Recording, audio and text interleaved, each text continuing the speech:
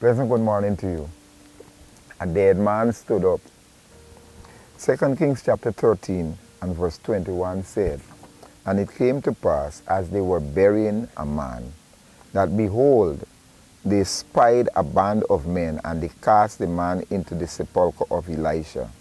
And when the man was let down and touched the bones of Elisha, he revived and stood up on his feet. That's pretty interesting. That's a pretty interesting text, but it's in the Bible. Elisha was dead.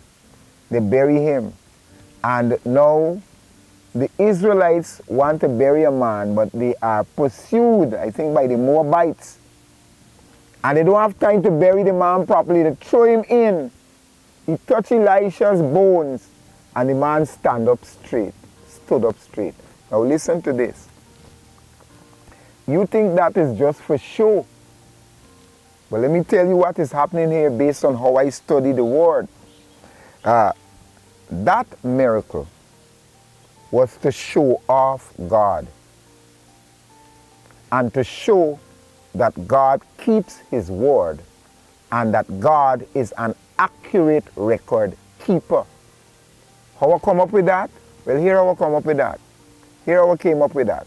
Now, Elisha was promised by Elijah a double portion of his spirit, which, when you interpret it, means that Elisha had to do ministry double times efficient, or more efficient, double times more efficient than Elijah.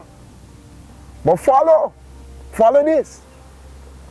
Elijah could not promise Elisha a double portion of God's Spirit because God's Spirit doesn't originate with Elijah. So Elijah had to have consulted with God before giving a yes to Elisha. Go slow. He had to have consulted with God. So listen to this now.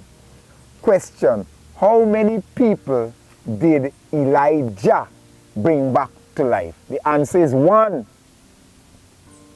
What is the double of 1? 2. All them little children know that. So Elisha died, and God has to be true to His word. God is not a liar. So even when he died, Elisha, this one thing has not doubled up. Some preacher will take me to task, but you must prove me otherwise. This one thing has not doubled up. Elisha also, when he died, he would have raised only one person back to life. So guess what? This man in 2 Kings chapter 13 and verse 21, right, is raised back to life because he touched Elisha's bone. God is true to His word. Even when the person who He promises is dead, He's true to His word. Prove me wrong. If you prove me wrong, I'm going to sit down and listen to you.